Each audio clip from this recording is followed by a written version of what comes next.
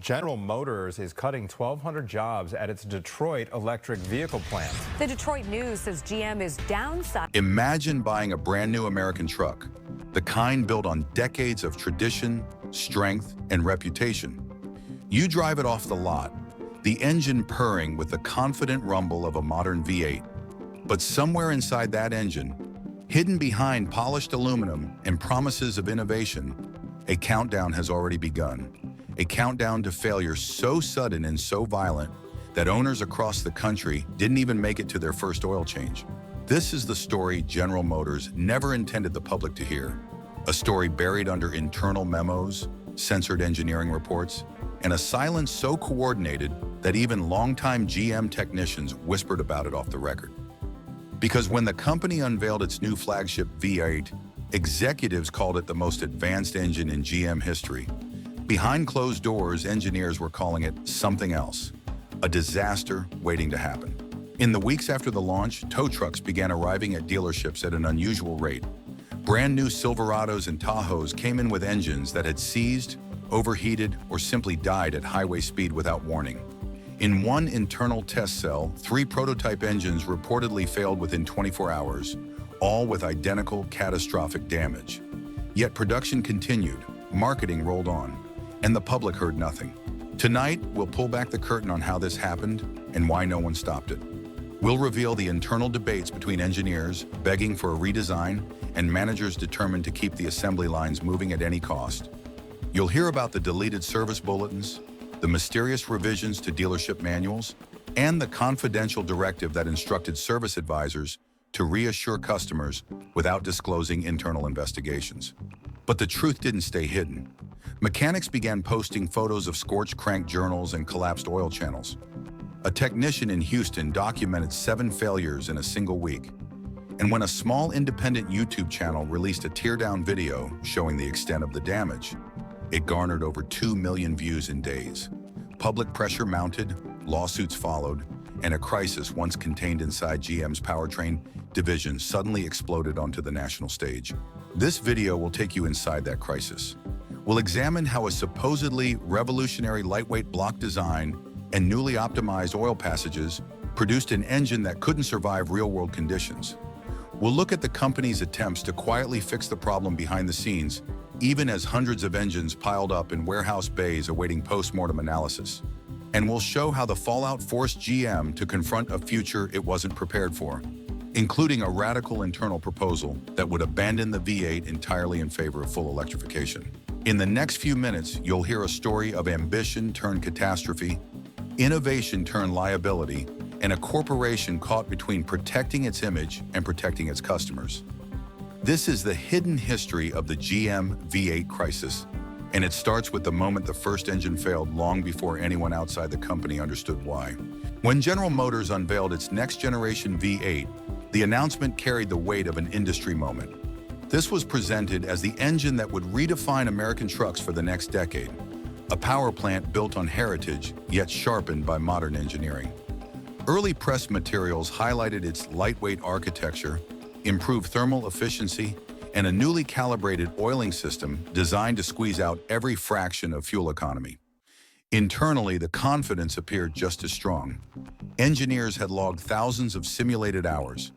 Executives had approved aggressive production targets, and dealerships were already preparing for an influx of customers driven by buzz and brand loyalty.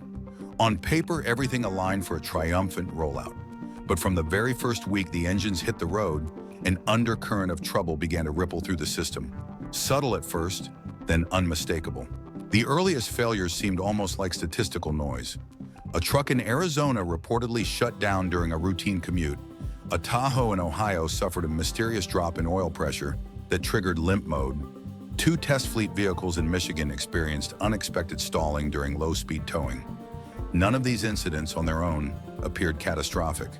New engines often face scattered early issues, and manufacturers typically implement quiet updates long before the public takes notice. But what raised eyebrows inside GM's regional service network was the unusual consistency of the damage. When technicians drained the oil from these early failures, several noted a faint metallic sheen. In one case, a dealership in Nevada described the drained oil as unusually dark for a vehicle with under 300 miles, a detail recorded in an internal service report that circulated among field engineers. As more trucks left showrooms, the pattern accelerated. 1 week after launch, a dealership in a mid-sized Texas town registered 3 warranty claims involving complete engine shutdowns. A month later, an internal performance audit flagged a clustering of incidents in the southeastern states where higher ambient temperatures appeared to exacerbate the issues. While not every breakdown was identical, a concerning thread ran through them: abnormal bearing wear, inconsistent oil pressure readings, and abrupt stalling with no prior warning lights. Although GM had no official public explanation, several technicians were informally told that early data suggested oil distribution irregularities under certain thermal loads, a phrase vague enough to prevent alarm, but specific enough to acknowledge a systemic vulnerability. In the background, GM's engineering team sought answers. According to fictionalized accounts gathered for this narrative, a small task group within the powertrain division began rerunning full load tests using a mix of real-world simulations and recreated customer scenarios. In one dramatized test, a prototype engine allegedly showed erratic pressure fluctuations within the first hour, prompting the team to tear it down on the spot. What they found, at least in this narrative reconstruction, mirrored what dealership mechanics were seeing: localized discoloration near the fourth main bearing, faint scoring along the crankshaft, and signs of oil aeration near the pump inlet. These findings were never presented as catastrophic proofs, but rather as urgent clues pointing toward an underlying imbalance between the engine's lightweight construction and the demands placed on its lubrication system. Meanwhile, customers who experienced engine shutdowns were often left stunned by how abruptly the failures occurred. Several described situations in which the engine simply went silent while cruising at moderate speeds, coasting to a stop without misfires, vibrations, or warning messages. In one widely shared account from an owner in Colorado, the truck reportedly died as he was towing a modest trailer up a gentle incline, leaving him stranded on a roadway shoulder with no obvious cause. Such experiences amplified the growing unease among new owners, many of whom had purchased the trucks under the expectation of legendary V8 reliability. By the time GM acknowledged that a limited number of engines might experience performance issues, the narrative had already moved beyond isolated occurrences. The launch of a highly anticipated engine had been overshadowed by a rapidly forming pattern of early life failures, raising the first serious questions about whether the pursuit of aggressive efficiency targets had inadvertently compromised durability. This marked the beginning of what would become one of the most scrutinized engine rollouts in the company's modern history, blending genuine technical challenges with mounting public perception issues in a way no one at GM had anticipated. Inside GM's powertrain division, the tension between engineering reality and managerial optimism had been building long before the first customer engines failed. The new V8 project, internally nicknamed Horizon, was supposed to symbolize a turning point, a lighter, more efficient engine that would meet tightening regulations without sacrificing the character that customers expected. But as the launch date approached, cracks began to appear in the development process, some technical, others cultural. In confidential internal meetings reconstructed for this narrative, several engineers reportedly expressed concern that the aggressive targets for weight reduction and fuel economy had left little room for the safety margins traditionally built into GM's large displacement engines. One senior engineer is said to have warned that the oiling system's revised architecture lacked robustness under high thermal load, a phrase later echoed in service documentation, though in far more diluted language. Management, however, faced its own pressures. Production timelines had been compressed after a series of delays in another engine program, and marketing had already spent months preparing a campaign centered on the new V8's cutting-edge efficiency. Executives were determined that nothing should derail the launch, and this determination subtly shaped the internal atmosphere. During a fictionalized cross-functional review session, when an engineering lead presented early test data showing fluctuating pressure curves at high RPM, a manager allegedly responded that the anomalies appeared within acceptable tolerance ranges and recommended further analysis without altering the launch schedule. Though no one openly dismissed the concerns, the implicit message was clear: The data would need to show an unequivocal threat before management considered a delay. As the debate intensified, engineers began compiling a list of recurring anomalies: pressure spikes, bearing discoloration, microcavitation around oil channels, that emerged in both bench tests and real-world simulations. According to dramatized accounts, the list eventually grew to nearly 50 entries, each documenting an incident that, while not catastrophic on its own, contributed to a troubling picture of systemic vulnerability. Some members of the engineering team proposed a temporary freeze on production to conduct extended endurance testing, but in the broader corporate context, pausing the line meant risking millions in costs, potential supply chain disruption, and public embarrassment after a highly publicized rollout. The decision-makers were thus caught between caution and momentum won. Complicating matters further was a shift in GM's internal management philosophy during that period.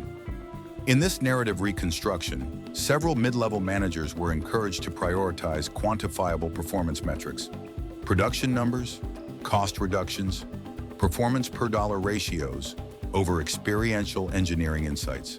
Spreadsheets increasingly replaced in-person evaluations, and decisions were often made through digital dashboards rather than test cells or shop floors. While this approach improved efficiency, it also narrowed the field of acceptable interpretations. If a spreadsheet suggested that anomaly rates were within statistical boundaries, higher-ups were unlikely to challenge it, even if engineers on the ground felt uneasy after witnessing repeated borderline failures. Communication barriers added another layer of complexity. Engineers would file detailed technical memos outlining potential risks, only to see their language softened or reinterpreted by the time it reached senior leadership. According to fictionalized retellings from inside the division, one memo warning of possible lubrication instability under sustained load appeared in a management summary as opportunities to enhance oil system performance, a shift in tone that understated the urgency. In another instance, a proposed redesign of a key bearing clearance was allegedly labeled as non-essential optimization during cost evaluations, despite repeated concerns that the narrower tolerances left the system vulnerable to minor debris or thermal expansion. Meanwhile, engineers were growing increasingly uneasy as field reports from early production engines echoed the issues they had flagged during development. Some reportedly felt a sense of dread as they compared dealership teardown photos with their own test cell findings. The similarities were undeniable. But within the corporate hierarchy, raising the alarm too forcefully carried professional risks. The culture was not openly hostile to criticism, but the unspoken rule was to avoid anything that could jeopardize high-level commitments. By the time the extent of the early failures became impossible to ignore, the internal divide had crystallized. Engineers felt that their warnings had been diluted or sidelined, while managers believed they had made rational decisions based on the data presented to them. The erosion of trust between these groups marked a turning point.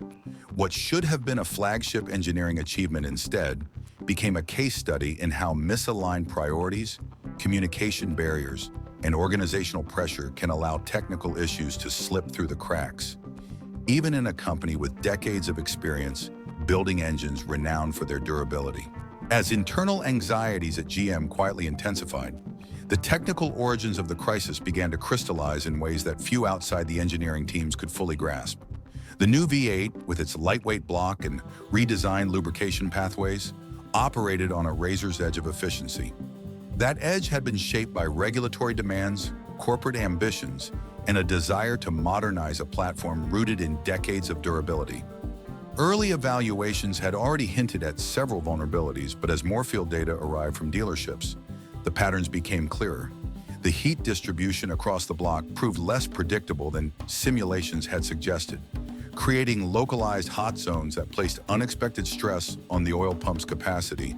Though the engine was designed to operate with tight tolerances, the combination of elevated temperatures and high load scenarios sometimes narrowed those tolerances even further, squeezing the bearing clearances enough to reduce the stability of the oil film needed to prevent metal-on-metal contact. In certain cases reconstructed for this narrative, even minor contamination, a speck of casting residue, a flake of sealant, could disturb the flow enough to cause pressure momentarily to dip. And those dips, when repeated across thousands of cycles, left a trail of microscopic damage that grew steadily more visible across dealership service bays. These technical challenges might have remained manageable had they been acknowledged openly and addressed early, but the effort to contain the issue introduced its own complications. As reports arrived from the field, the first instinct of the corporate structure was to manage the narrative rather than the mechanics. Engineers produced detailed internal assessments outlining potential fixes, but these documents circulated only in restricted channels, often labeled as preliminary or highly sensitive. Meanwhile, service departments across the country began receiving revised diagnostic guidelines that emphasized checking peripheral components, filters, sensors, external seals, before entertaining the possibility of internal engine defects. Some of these documents, fictionalized for this recounting, allegedly included instructions to avoid speculative language related to lubrication integrity, a phrase that struck several veteran technicians as strangely specific. Dealerships, caught between corporate messaging and customer frustration, improvised explanations with whatever information they could gather. Managers reassured owners that early production quirks were not unusual, though privately they scrambled to understand why so many engines exhibited similar symptoms. In one reconstructed scenario, a dealership in the Midwest held an impromptu meeting after receiving 3 trucks in a single afternoon, each with near-identical oil analysis results showing elevated trace metals. The service manager contacted regional support only to receive a polite but firm reminder to follow the formal troubleshooting procedure without drawing conclusions from early patterns. Such exchanges were not malicious in intention, but they reflected a widening disconnect between those managing the logistics and those diagnosing the mechanical reality. As dealership technicians grew more concerned, some began documenting what they observed. A few shared teardown photos in closed mechanic forums, intending to compare notes, not ignite controversy. But the images spread quickly, fueling speculation long before the company was prepared to address the issue publicly. When an independent YouTube channel obtained one of these photos and paired it with a teardown of its own, the video resonated with an audience already skeptical of corporate transparency. Within days, it became a magnet for frustrated owners and amateur analysts alike, many of whom had no engineering background, but recognized that engines with only a few hundred miles should not exhibit the kind of discoloration and microscoring shown on screen. The public reaction was swift, amplified by social media's relentless momentum. Owners posted roadside videos of stalled trucks, creating threads that blended genuine reports with exaggerated assumptions. Automotive bloggers repackaged forum speculation as breaking news, forcing GM's communications department to issue carefully measured statements acknowledging a limited number of performance issues without addressing the growing volume of user-generated evidence. This tension between official restraint and online escalation created a vacuum that the public eagerly filled with theories, some grounded in mechanical logic, others drifting into conspiratorial hyperbole. Internally, GM attempted to regain control.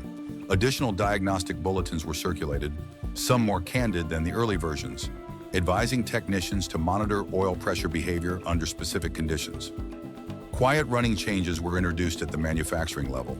Slight adjustments to pump calibration, minor refinements to channel geometry. But these updates were implemented without public announcements, partly to avoid signaling that the original design required revision. While such silent improvements are common in the automotive industry, the growing awareness of the problem made even ordinary production tweaks appear suspicious to those watching from outside. Every rumor, every leaked document, every incomplete service account became another thread in an expanding narrative of concealment. Legal action soon followed. A cluster of early lawsuits dramatized for this narrative alleged that GM had released the engine despite knowing about potential flaws. Although these claims were not proven, the filings drew significant media attention, giving the story a new layer of credibility in the eyes of frustrated customers. Attorneys cited forum posts, mechanic comments, and unnamed sources as supporting evidence.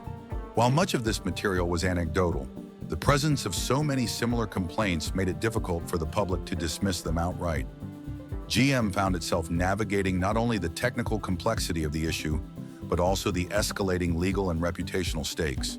Inside the company, the mood hardened. Engineering teams who had raised concerns felt vindicated, though that sentiment was tempered by frustration that their warnings had not led to more decisive early action. Managers, under increasing pressure from both executives and the public, pushed for clearer data and quicker analysis.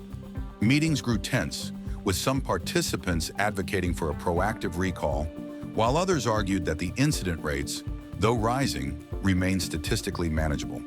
The debate reflected not only differing interpretations of the data, but also differing philosophies on risk, responsibility, and corporate image.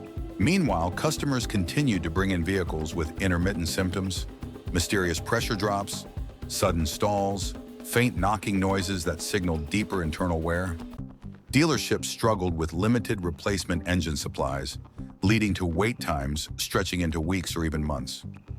Loaner vehicles ran short.